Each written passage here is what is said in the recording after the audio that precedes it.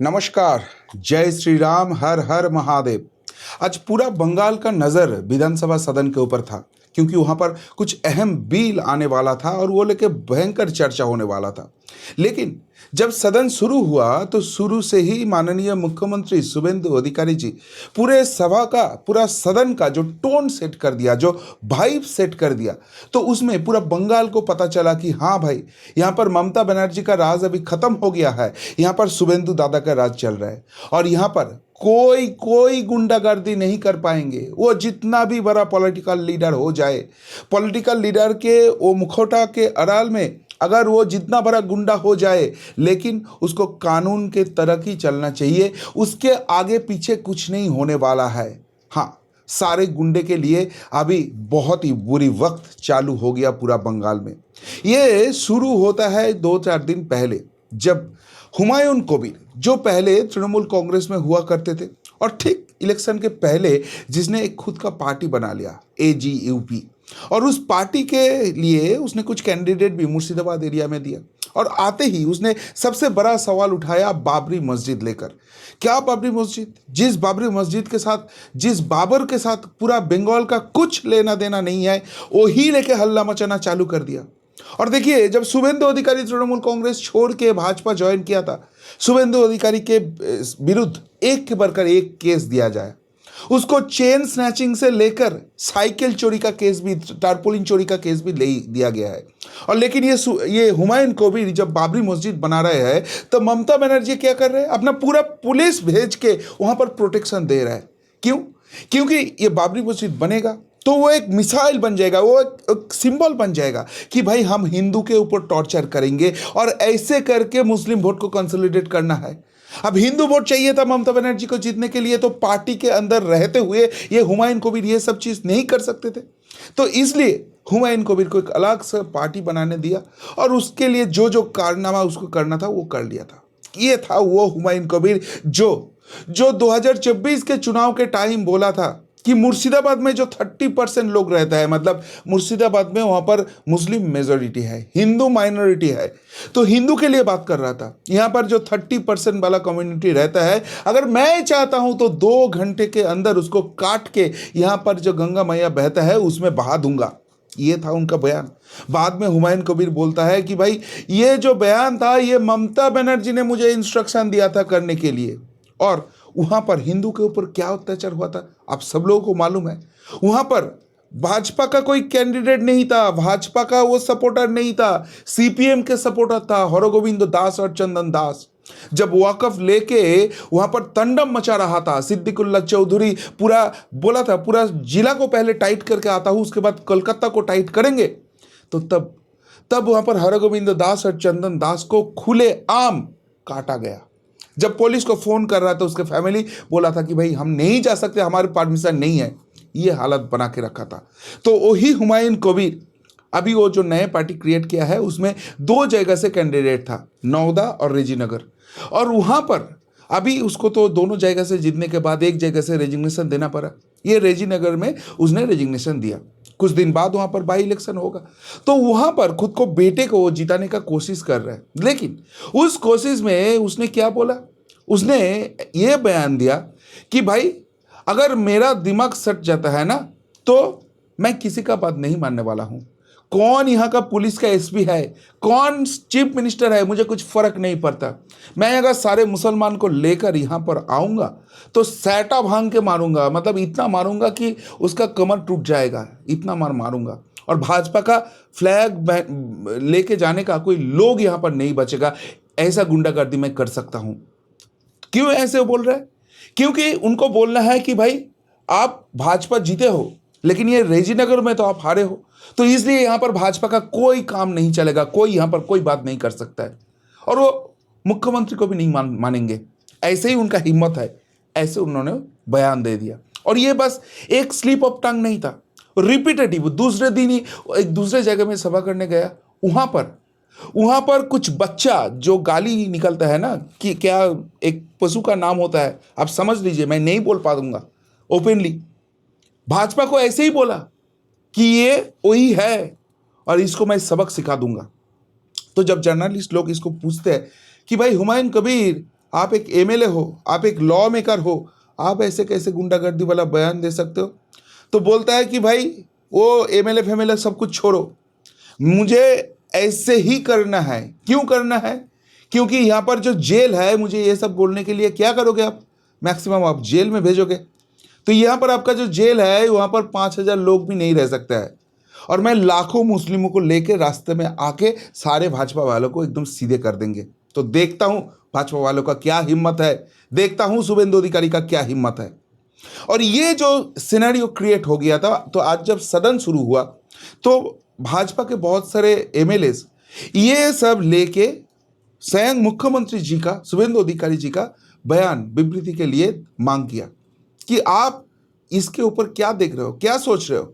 ऐसे क्या गुंडागर्दी का राज चलेगा वेस्ट बंगाल में? तो उसके बाद डॉक्टर शंकर घोष, उन्होंने परिषदीय नेता है और वहाँ पर मंत्री भी है, परिषदीय मंत्री है। उन्होंने बोला कि माननीय मुख्यमंत्री जी थोड़ा बिजी है अभी, लेकिन यहाँ पर 2 बिल है, उसके ऊपर चर्चा होने के बाद माननीय मुख्यमंत्री जी ने बोला है, शुभेंदु अधिकारी जी ने बोला है उसको खुद को सदन में आना है और ये लेके स्टेटमेंट वो देंगे, आप थोड़ा पेशेंस रखिए।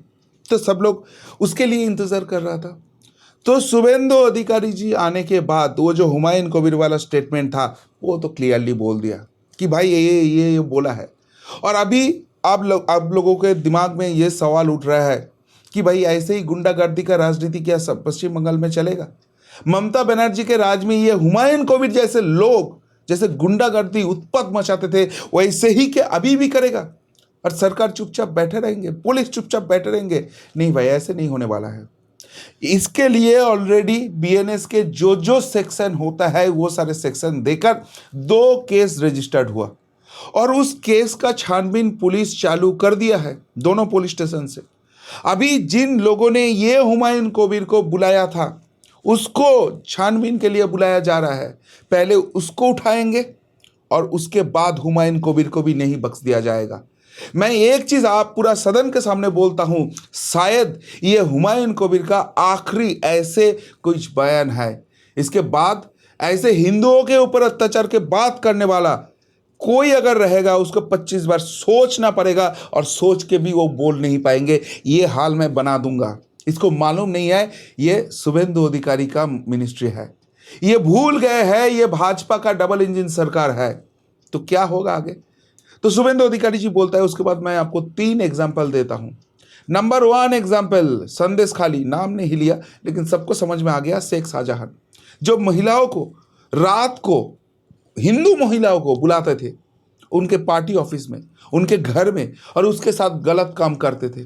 कोई इसके लिए मुंह नहीं खुल सकता था, पुलिस भी चुप था। आज वो शेख शाहजहां किधर है? आज वो कौन सा कस्टडी में है? ये शेख शाहजहां बयान दिया था। शुभेंदु अधिकारी जी जब इसके अगेंस्ट में वहाँ पर रैली किया, वहाँ पर प्रोटेस्ट किया कि ऐसे हिंदू महिलाओं के ऊपर अत्याचार हम नहीं मानेंगे, तो ये शेख शाहजहां ने बोला था कि अगर शुभेंदु अधिकारी यहाँ पर गलती से संदेश खाली आते हैं तो उसका हाथ काट के पैर में और पैर काट में हाथ में लगा दूंगा, ये सिचुएशन बना के रख दूंगा। शुभेंदु अधिकारी सवाल उठाता है कि आज वो शेख शाहजहां किधर है? सीधे हो गया ना। दूसरे बात, उसने फिर भी नाम नहीं लिया, लेकिन वो जो अभिषेक बनर्जी का लेफ्ट हैंड हुआ करते थे शौकत मोल्ला, उनका नाम लिया। बोला कि भाई ये जो था वहाँ पर तो कैनिंग भांगर इलाका में, वहाँ पर हिंदुओं के ऊपर क्या चलते थे, लेकिन ये अब किधर है? ये अभी एनआईए के हाथ अरेस्ट हो गया है। और तीसरी बात मैं नाम लेता हूं पुष्पा का, मतलब जहांगीर खान जो अभिषेक बनर्जी का राइट हैंड है, वो फौलता वाला कैंडिडेट। ये पुष्पा बोला था ना, मैं झुकूंगा नहीं, तो झुकूंगा नहीं तो छोड़ दीजिए। अभी हाफ पैंट पहन के कान पकड़ के उसको रास्ते में, बीच रास्ते में उठक बैठक करना पड़ रहा है। तो ये है जो गुंडा है उसके लिए यहाँ का सिस्टम। और ये हुमायूं कबीर अगर सोचते हैं कि ऐसे गुंडागर्दी करके आगे वो पॉलिटिक्स करेंगे, तो वो भूल जाइए। इसको जो सबक सिखाना है हमारा पुलिस, हमारा गवर्नमेंट उसको सिखा देगा, आप निश्चिंत रहिए। तो टोन वहाँ से सेट हो जाता है। लेकिन ये क्या बस हुमायूं कबीर, ये बस क्या अभिषेक बनर्जी का लेफ्ट हैंड राइट हैंड, ये बस शेख शाहजहां में ही भी रुका रहेगा? नहीं। वही बोला, सदन में आज एक बिल लाना था, एक नहीं एक्चुअली 2 बिल लाना था। एक नए बिल और एक जो पुराने 1972 का बिल है उसका अमेंडमेंट करना था। क्या था बिल? ये जो गुंडागर्दी करते हैं पॉलिटिक्स के नाम में पूरा बंगाल में आग जलाते हैं। अब पिछले 5-6 साल का इंसिडेंट देख लीजिए, जहां पर ममता बनर्जी इन लोगों को उकसाते हैं। ये मुस्लिम को बोलते हैं कि भाई देखो नरेंद्र मोदी कितना खराब है, आपको भारत से भगा देंगे, यहाँ पर जो हो रहा है आपके ऊपर गलत होगा। और उसके बाद अपने पुलिस और एडमिनिस्ट्रेशन को बोलता है कि भाई आप चुप बैठो।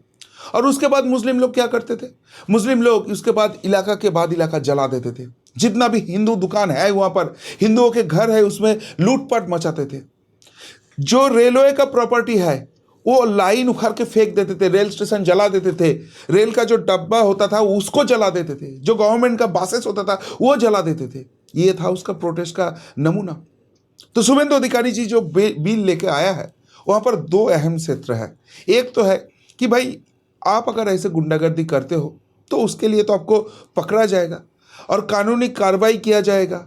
ऑनरेबल कोर्ट आपको जितना भी पनिशमेंट देना है देंगे।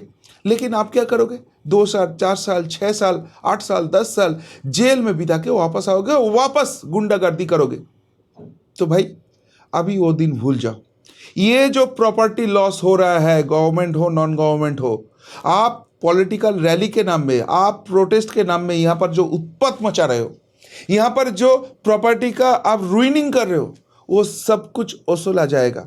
और जितना खर्चा होगा टोटल उसका 3 गुना उछाला जाएगा। और उसके लिए आपका घर बार जो भी बेचना है ये सरकार आपको वो कर देगा, करके दिखाएगा। ये वाला बिल आ गया है। और दूसरी बात है, शुभेंदु अधिकारी जी इसके बात चालू ही किया कि भाई ये जो बिल है ना, ये भद्रलोक के लिए नहीं है, ये है उस गुंडे के लिए जिस गुंडे को अभी सही ठिकाना देना है। लोग भूल जाएगा बंगाल में गुंडागर्दी क्या चीज़ है, वो चीज़ करना है। क्या क्या सीधे बोल दिया कि अगर किसी का पास्ट रिकॉर्ड खराब है, ऐसे उत्पात किसने मचाया है, ऐसे गुंडागर्दी का टेंडेंसी है, और इन लोगों को ज़्यादा ज़रूरत तो वोट के टाइम आता है ना, तो वो इलेक्शन का टाइम आप भूल जाइए। इसके लिए प्रिवेंटिंग अरेस्ट, आपको 1 साल तक सरकार जेल में रखेंगे। ये अगर होगा तो आप जो इलाका में है जहाँ पे आप दादागिरी करते हो, उस इलाका में आपका एंट्री पूरा बंद हो जाएगा। वो सिस्टम करके लेके आएंगे। तो फिर लोग वहाँ पर जो अपोजिशन था, ऐसे ही तो बिखरे हुए हैं, फिर भी थोड़ा हल्ला मचाया कि भाई आप तो इसको काम में लगा के जो काम करोगे, अपोजिशन जो है आपके अगेंस्ट में जो बोलता है उसको फंसाओगे और उसमें जेल में भर दोगे।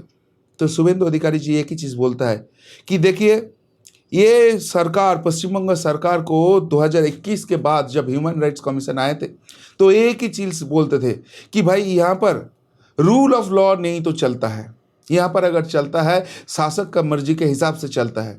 तो इसलिए जनता जनार्दन ने आपको उठा के फेंक दिया है, ऐसे फेंक दिया है कि अगर बाहर जा रहे हो तो आपको कॉलर पकड़ रहे हैं, आपके ऊपर अंडे फेंक रहे हैं। ऐसे हो गया कि आपके खुद के अंदर झगड़ा चल रहा है। आप पहले आपका घर को समझो।